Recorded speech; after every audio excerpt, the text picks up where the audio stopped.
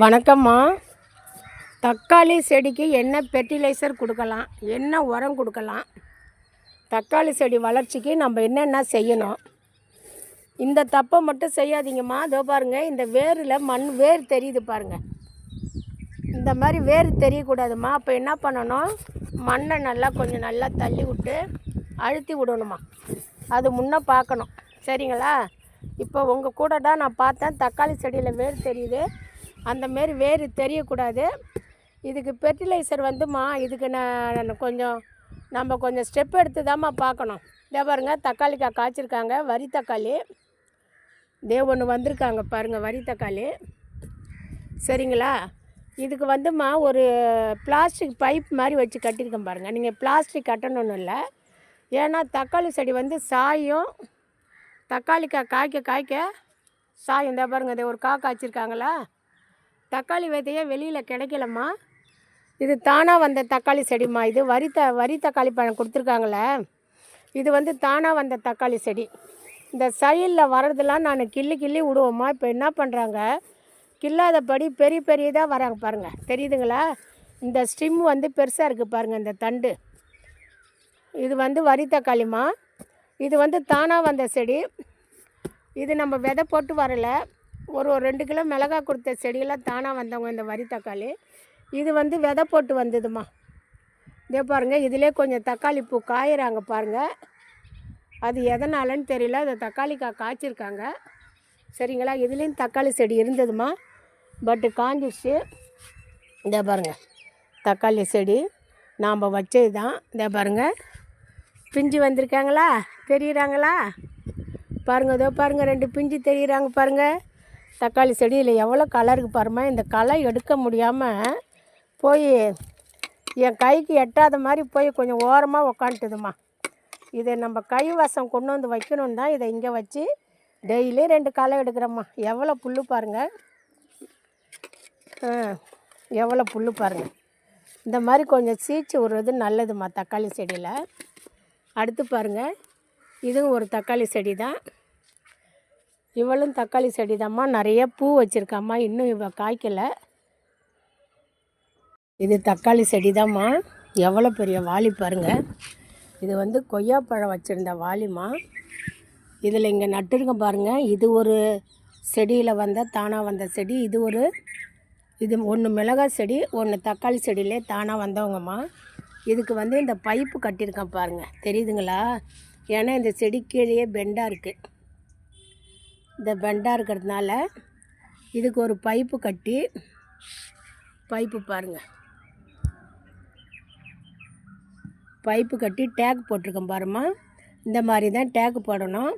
ஆனால் இவ்வளோ சின்னதில் செய்வானா, இது பெண்டாக இருக்கிறதுனால இங்கே பாருங்கள், இந்த சைடெல்லாம் கட் பண்ணி விட்ருக்கேன் பாருங்கள். அது ரொம்ப முக்கியம்.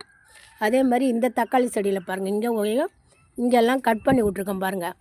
நம்ம கீழே இருந்து ரொம்ப ஃபோர்ஸாக வர்ற மாதிரி செடிங்க கொசன்னு வர்ற மாதிரி விடக்கூடாது. கீழே இருக்கிற பக்க கிளைகள்லாம் வெட்டினா தான் செடிகளோட வளர்ச்சி அதிகமாக இருக்கும். இது எல்லாமே தெரியாது. 2மே தானாக வந்த செடி.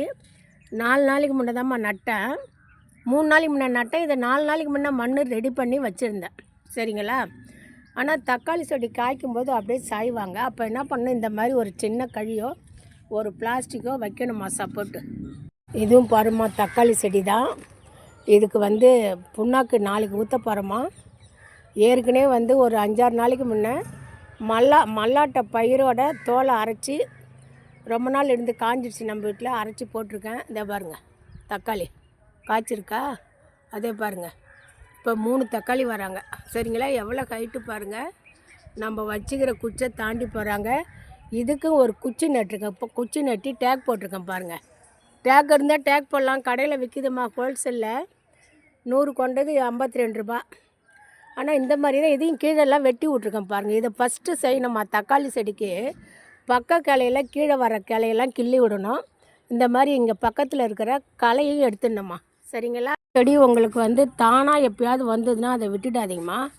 தானாக வந்த செடி ஒரு தடவை காய் கொடுத்து உடனே செடி அப்புறப்படுத்தக்கூடாது. சரிங்களா? இது முக்கியமான டிப்ஸுமா. இது டிப்ஸு ஒன்றாவே வச்சுங்க. அதை தொடர்ந்து வச்சுருந்தீங்கன்னா, இதை இப்போ நான் காட்டுறேன் பாருங்கள். அதில் ஒரு 5-6 தக்காளி வந்திருக்கு. ஏற்கனவே 40 தக்காளி கொடுத்து நான் அந்த தக்காளி அழிஞ்சதை எடுத்து அதை விதை போட்டு திரும்ப விதை போட்ட செடியும் தக்காளிக்காய் கொடுக்குது. ஏற்கனவே நம்ம விதை கொடுத்த செடியும் தக்காளிக்காய் காய்க்குது. இதுக்கு எப்போதும் எல்லா செடியும் வைக்கிற மாதிரி தாம்மா. ஆனால் அந்த வேரில் கொஞ்சம் மாட்டு சாணம் படுற மாதிரி நம்ம வச்சிடணும். எரு படுற மாதிரி வச்சிட்டோம்னா டெய்லியும் காயாத அந்த வேர் தெரிகிற மாதிரி தண்ணி ஊற்றுறோமான்னு பார்க்கணும். செடிங்களுடைய வேர் வந்து தெரியக்கூடாது. ஒன்று இல்லைன்னா வதங்கிடுவாங்க. பாயிண்ட் 1. 2வது வாரத்துக்கு ஒரு தடவை மணிலா புண்ணாக்கோ இல்லை சாதம் வடித்த தண்ணி, அரிசி கழுவின தண்ணியெல்லாம் கலந்து அதில் கொஞ்சம் கடுகு, வெந்தயம் எல்லாம் பவுடராக்கி போட்டு ஒரு 4-5 நாள் ஊற வச்சு அதில் நல்லது செய்கிற ஃபேக்ட்ரியை வந்ததுக்கப்புறம் அதில் தண்ணி கலந்து ஊற்றணும். இது பாயிண்ட் 2. இது இல்லாமல் மல்லாட்டை புண்ணாக்கு, மீன் அமிலம் எதுவோம்மா வாரத்துக்கு ஒரு தடவை. நான் 5 நாளைக்கு ஒரு தடவை கொடுத்தாதாம்மா எனக்கு திருப்தியாக இருக்கும். நான் 5 டேஸ்க்கு ஒரு முறை கொடுப்பேன். நமக்கு தோட்டம் பெருசு, செடிகள் அதிகம். ஒவ்வொரு செடியாக இருந்தால் நம்ம பார்த்து எல்லா செடியும் இருக்கிறதுனால நான் 5 நாளைக்கு ஒரு முறை கொடுத்துருவோம்மா. உரம் 2. 3வது செடி வதங்காமல் இருக்கா, வெள்ளைப்பூச்சி வருதான்னு பார்க்கணும். இது பாயிண்ட் 3. 4 பூ கொட்டுறாங்களா, எதனால் பூ கொட்டுறாங்க, அதாவது தக்காளி செடியில் வைக்கிற பூவெல்லாம் அப்படியே இருக்கான்னு பாருங்கள். இது பாயிண்ட் 4. இல்லைம்மா எனக்கு பூ கொட்டுதுமானா ஒன்றும் பரவாயில்ல, அந்த தக்காளி செடியை சுற்றி இப்படி மண்ணை இப்படி நிண்டி விட்டுடணும். இப்படி நிண்டி விட்டு அதுக்கு நம்ம பெருங்காயத்தூள் போட்டு லைட்டாக தண்ணி தெளிங்க. இது பாயிண்ட் 4. பாயிண்ட் 5 ஈரப்பதம் இருக்கா பாருங்கள். செடியில் ஈரப்பதம் இருந்தால் தண்ணி ஊற்றாதீங்க, சரிங்களா? இப்போ டெய்லியும் காலையில் ஊற்றுறீங்க, ஈரப்பதம் இருந்துகிட்டு இருக்குன்னா நம்ம அன்றைக்கி மாலையில் ஊற்றலாம். அது ரொம்ப பார்க்கணும். இது 5 பாயிண்ட்டு. 6 தண்ணி ஊற்றி தண்ணி கீழே போயிட்டே இருக்கக்கூடாதுமா. அந்த மண்ணில் உள்ள சத்து, நம்ம கொடுக்குற சத்துலாம் அப்படியே தண்ணியை கீழே இறக்கிட்டுவாங்க. மண்ணுடைய சிறுத்தன்மை மீன்ஸ் திடத்தன்மை பாதிக்கும், சரிங்களா? அந்த மாதிரி தண்ணி கீழே போகிற மாதிரி கொடுக்கக்கூடாது. பாயிண்ட் 6. காலையில் 7:30 மணிக்குள்ளே தண்ணி கொடுத்தணும். சாலையில் 5:30 மணிக்கு மேலே கொடுக்கணும். நடுவில் வெய்ய நேரத்தில் தண்ணி கொடுத்தீங்கன்னா வேர் காயும், மண் சூடாகிடும், வேறு காய வாய்ப்பு இருக்குது. ஒவ்வொன்றும் நம்ம இப்படி பார்த்து செய்யணும். 2வது பூ உதிருதுன்னா அடுத்துமா பாயிண்ட் 8 தக்காளி செடி நல்ல வெயிலில் இருக்கணுமா, அதை பார்த்துங்க. தக்காளி செடி ஃபஸ்ட்டு விதை போடுறீங்க, விதை போட்டு அது ஒரு 21 நாள் இருக்கணுமா. 21 நாள் இருந்து அதில் தண்ணி ஊற்றாமல் தண்ணி தெளிக்கணும், ஸ்ப்ரே பண்ணணும். அதுக்கப்புறம் தான் நடணும். இந்த தண்டு இருக்குது பாருங்கள், இந்த தண்டு கொஞ்சம் ஸ்ட்ரிக்டாக நிற்கிற மாதிரி இருக்கணும். அதுக்கப்புறம் தான் நடவு செய்யணும். செடி நடவு செய்கிறது மாலையில் வச்சுக்கணும். சாயந்தரத்தில் தொட்டியில் நடவு செய்கிறவங்களாம் மாலையில் வச்சுக்கணும். கீழே பூமியில் நடவு செய்கிறவங்க தாராளமாக காலையில் செய்யலாம். இது பாயிண்ட்டு 9 8 தெரியலம்மா. இதே மாதிரி நல்லா காய்க்கும். இந்த ஸ்டிக்கு ரொம்ப முக்கியமாக. எந்த தக்காளி செடி வச்சாலும் நீங்கள் ஒரு சின்ன கழியை, என்கிட்ட பிளாஸ்டிக் இருக்குது, நான் பிளாஸ்டிக் வச்சுருக்கேம்மா, நீங்கள் மரம் குச்சி வைக்கலாம். குச்சி வச்சு ஒரு கயிறு போட்டு கட்டினா அப்போ தான் இந்த செடி வளையாது. காய் வச்சாலும் வெயிட்டு தாங்கி ஒரு பக்கமாக செடி சாயாது, நல்லா இருப்பாங்க, சரிங்களா? இந்த கழி டேக் போடுறது ரொம்ப ரொம்ப முக்கியமாக தக்காளி செடிக்கு. அப்புறம் இந்த கீழே இருக்கிறதெல்லாம் பாயிண்ட்டு 10ன்னு வச்சுங்க. தக்காளி செடி கீழே இருக்கிற சின்ன சின்ன இலைகள் இந்த மாதிரி வரும் பாருங்கள், 10 இலை கொண்டது, 8 இலை கொண்டது, அதெல்லாம் நறுக்கி விட்டிங்கன்னா தான் மேலே பூவுக்கு சத்து போகும். தக்காளி காய் சீக்கிரம் வைக்க நீங்கள் பலன் அனுபவிக்கலாம். இருக்கிற தக்காளி செடியில் இவதாம்மா தாய் செடி. இவகிட்ட இருந்து தான் நான் எடுத்து விதை போட்டேன். இதை பாருங்கள், தக்காளி காய்ச்சிருக்காளா, காய் தெரியுதா? இதை பாருங்கள், 2 3 இதே ஒன்று தெரியுறா பாருங்கள், 4 அண்ணாண்ட ஒன்று தெரியுறாம்மா. இப்போ இதில் 5 தக்காளி வச்சுருக்காங்க. இவங்க தானாக நமக்கு பலன் கொடுத்தவங்க. இவங்ககிட்ட இருந்து தான் எடுத்து விதை போட்டு நான் அடுத்த செடியெல்லாம் உருவாக்கினேன்.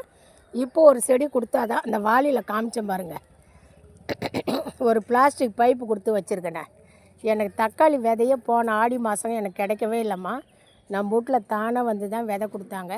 இவ தாம்மா சீனியர் மோஸ்ட் தக்காளி செடி நமக்கு உருவாக்குறதுக்கு காரணமாக இருந்தவ. அதுக்கு தான் சொல்கிறேன், இது பாயிண்ட்டு 11 கிடையாது. இது உங்கள் மனசில் எப்பொழுதும் இருக்கணும். எந்த செடி மிளகாயோ தக்காளியோ கத்திரியோ ஏதோ பழமரமோ மாதுளையோ தானாக நம்ம விதை போடாத வராங்கன்னா அவங்கள முன்னே நம்ம பத்திரமா பாதுகாக்கணும். அவ்வளோ சீக்கிரம் வந்து அவங்கள ரிமூவ் பண்ணக்கூடாது. என்னோடய சேனல் வந்து பூத்தோட்டம் சேனல்மா.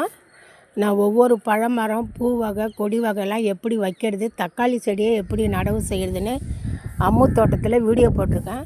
தக்காளி செடியெல்லாம் போட்டு 1 மாதம் ஆகுது. இப்போ எவ்வளோ பூ வச்சுருக்காங்க பாருங்கள். சரிங்களா? ஒன்றும் பார்த்து செய்யணும். இப்போ உங்களுக்கு வீடியோ போடும்போது தான் இந்த செடியில் வேர் தெரிஞ்சுது. இப்போ இதுக்கு நான் கழி வச்சு டேக் பண்ணணுமா. இந்த இப்படி வராங்களா ஒரு பக்கமாக சாஞ்சிக்கிட்டு 2 பேருமே செய்கிறாங்க. இப்போ இந்த பக்கம் ஒவ்வொரு பைப்பு வச்சு நான் இப்போ டேக்கு போடணும். இதெல்லாம் கொஞ்சம் நறுக்கி விடணும். சரிங்களா? இப்படி தாம்மா தக்காளி செடி பராமரிக்கணும். சப்ஸ்கிரைப் பண்ணுங்கள், கமெண்ட் பண்ணுங்கள், ஷேர் பண்ணுங்கள். பிடிச்சிருந்தால் லைக் பண்ணுங்கம்மா.